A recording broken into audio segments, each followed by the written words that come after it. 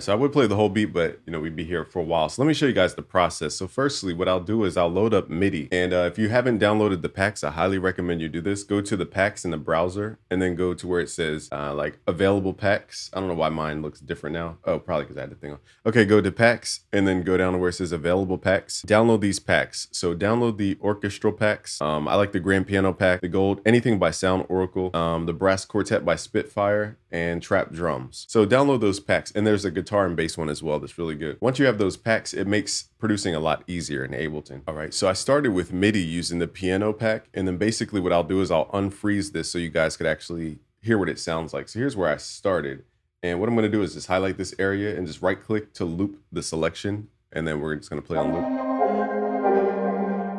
So this is where it all started. So what I did was I used the scale lock up top. I went to C and then to the minor scale, and I turned on scale lock. In the new Ableton 12, you can have scale lock on. So it shows you all the notes in the piano roll from that scale. So what I did was initially, I think I used the generate tool, and then I switched this over to stacks. And then I was messing with these stacks, kind of just messing around. But then I just did it the old fashioned way. Basically, if you want to create a chord, you just add a note and then skip every other note within the scale. Okay, until you build the bigger chord. And then I did some inversions and things. This is the same exact chord progression. These chords over here are the same as right here. All I did was I inverted certain notes and flipped it so it looks different. So there's a way where you can use the same chords but make it feel different. So in this case, you would take something like C, hit shift down, and now you can pull that down an octave, or take G, pull that down, and now you get a different chord structure. But it's the same exact chord.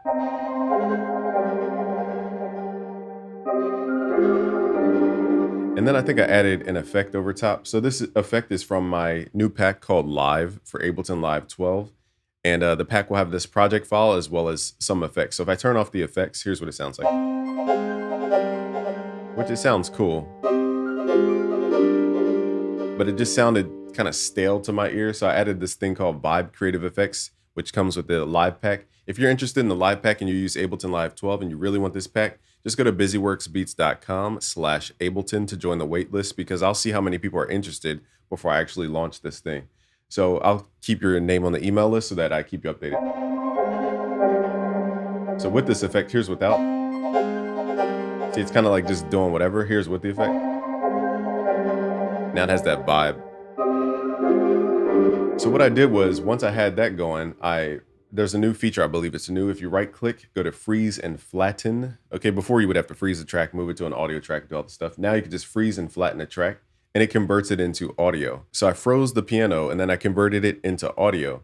Once you freeze and flatten, it turns it into audio. And then I just double clicked and I reversed the audio. All right, and I pitched the piano down 12 cents as well, or 12 semitones. So right here, I pitched it down to make it feel slowed down. If you want that Metro Boomin dark feel, you might have to slow down a lot of your audio samples. So I'll pull this down minus 12 semitones and I have it on Beats transient mode. Basically, that's for nothing really is messing with it, but we're doing forward and backward looping. So if it does loop the transient, it will have like this nice creepy sound. I don't really hear it as much in this sample.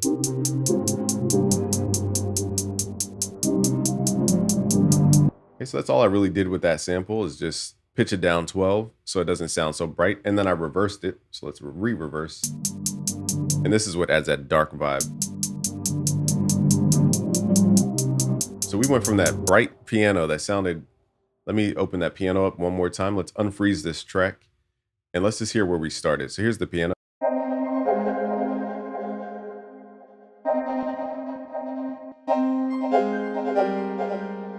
Okay, so this piano was very, just kind of all over the place. But once you add a vibe, you pitch it, you convert it to audio and then pitch it down. You create this whole mysterious sound.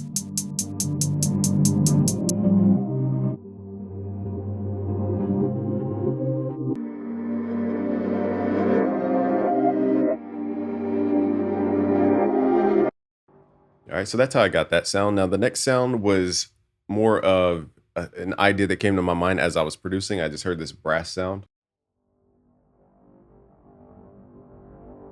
And again, the same technique, I just played a brass on MIDI.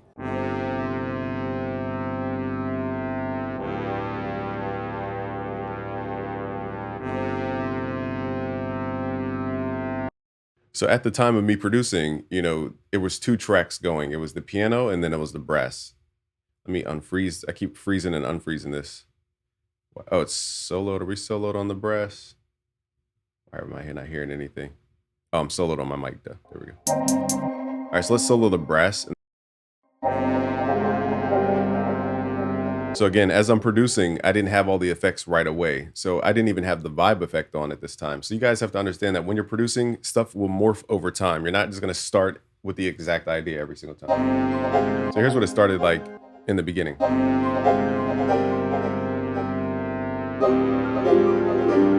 And it shows the power of effects because with effects, you get a whole different sound. So that's where I started with the brass. I printed it to audio again, just right click and then freeze and flatten the track. That will convert it to audio.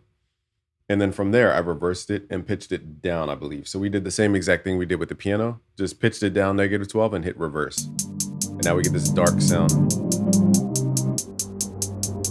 So I'll solo the brass.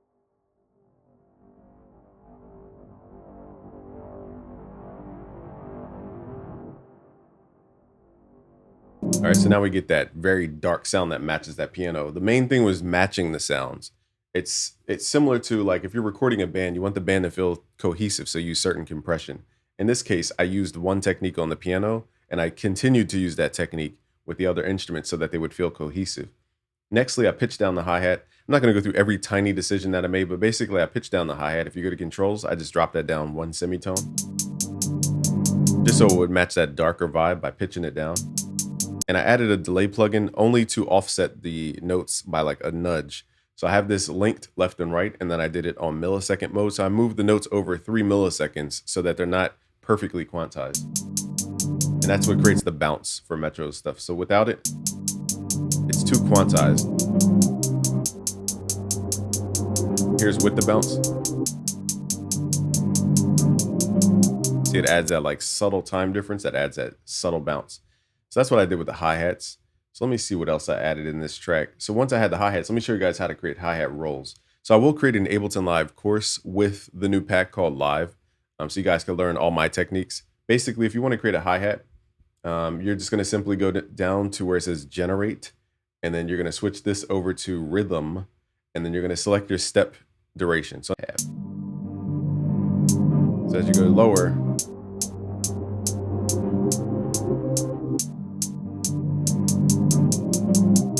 Okay, and that's how I would create the steady hi-hats that are being played.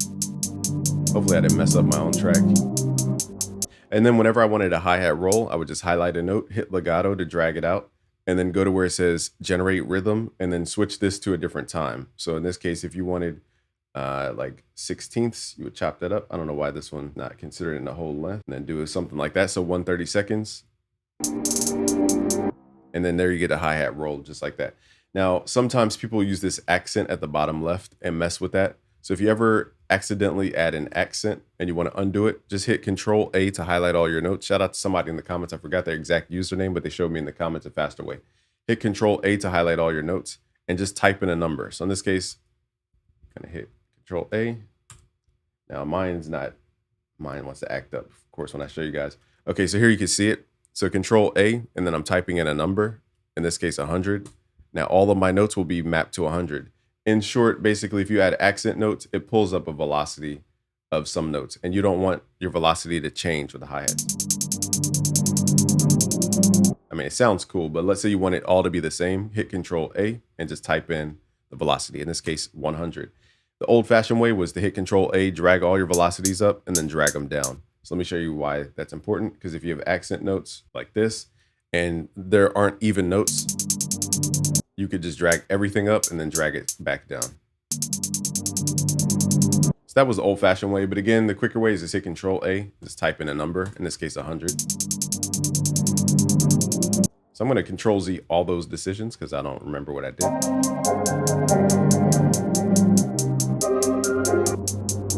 All right, so that's how I got the hi-hat rolls and the audio to sound the way it was.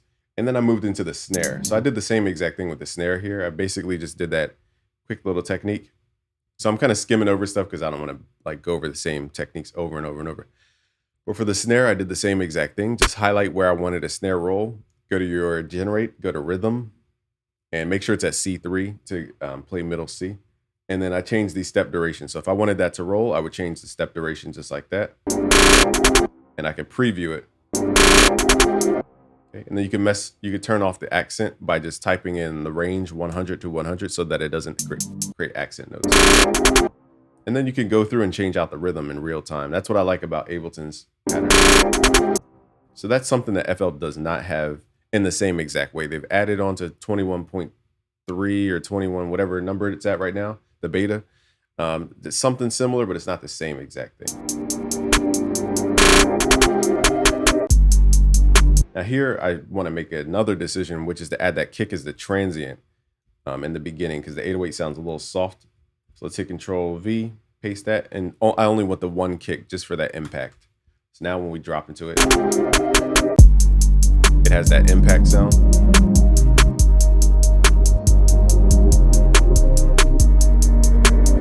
And then after that, I just play the 808s by hand. If you want to play notes by hand, make sure you click this little typing keyboard to piano up in the top right, okay? And then you can type using your keyboard. For this beat, I played the 808 by hand, so it's nothing magical about it. I just left in the truncation of the notes, so I didn't fully legato the notes or fill in the gaps. So if you don't know, you can hit Control A and hit legato. It will fill in all those gaps in the notes, so that there is a difference when you do it that way. The gaps add a push-pull effect. So if I hit legato, it's going to take that away.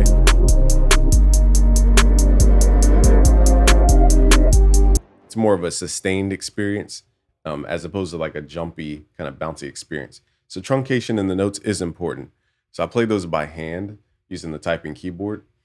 And I mean, nothing really magical there except, I just changed up notes over time. I changed up the 808 pattern, so it's not the same thing all the way through.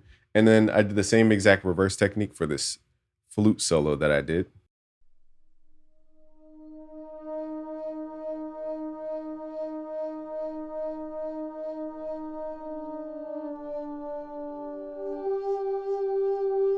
The only difference here is that I have this granular texture on for the warp mode. I went to texture to add like a grain to the sound, just so it's not as typical flute that's super clean. I added like grit to it. And then I did the same thing with the violin section. So as you can see, these effects start adding up. Now the violin, it looks like I didn't pitch the violins, but it looks like I reversed them.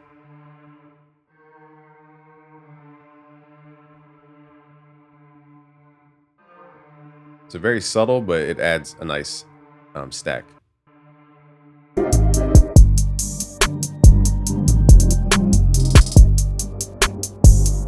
And then at the very end, I added a bell and I reversed it. So a lot of this is just reversing, pitching stuff up 12 or pitching it down 12 or pitching it down and up in general. Now for the bell, I think what I did was I added auto pan so that it will pan left and right. Because I like this jumpy effect. And I'll show you one last thing I did and then we'll play the full beat. So on that bell, I think what I did too was, let me see if I remember right. I didn't do what I thought I did, but I pitched it up 12 to make it more sheen-like. I think I tried the granular delay, but I didn't like the sound. But over here under warp mode, I was messing with the texture mode, I believe, as well, to create like a granular grain type of sound. So this is just in the background.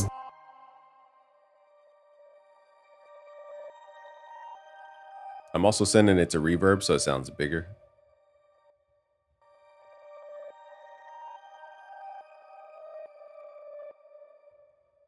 So it's all these little subtle decisions that add up over time.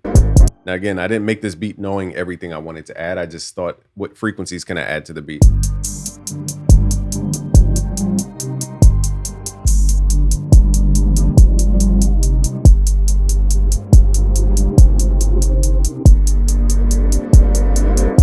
And lastly, I added an open hi-hat to keep the bounce.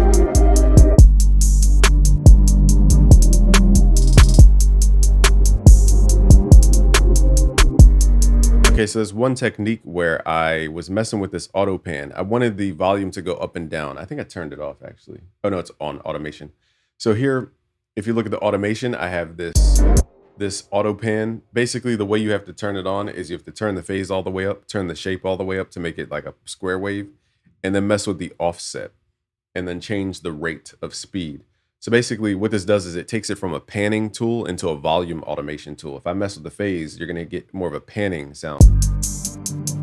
But if I turn the phase all the way up, it turns it into a volume automation.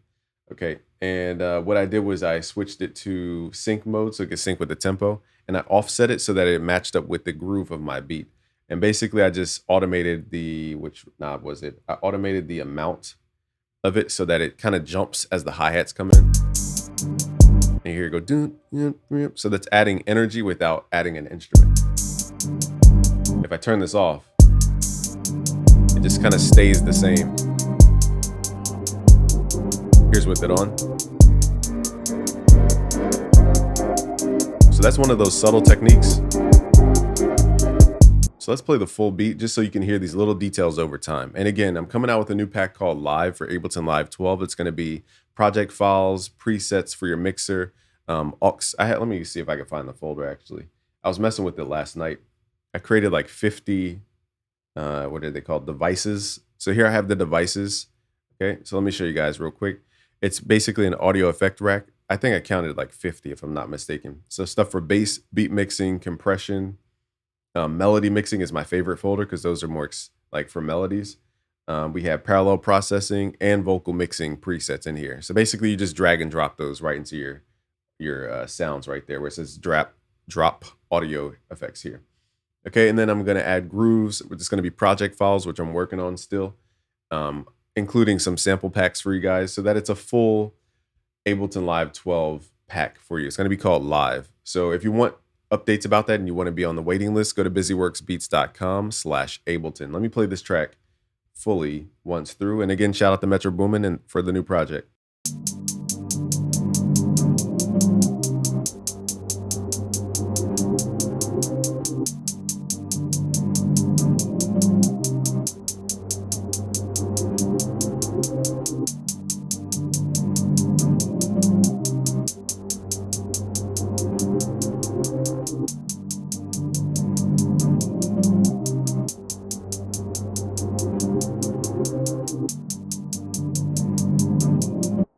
Let's do that again. I forgot it was on loop, so that is my bad. Let's take off loop. I was like, man, this beat sounds fire. It just kept going. Okay, let's do this again.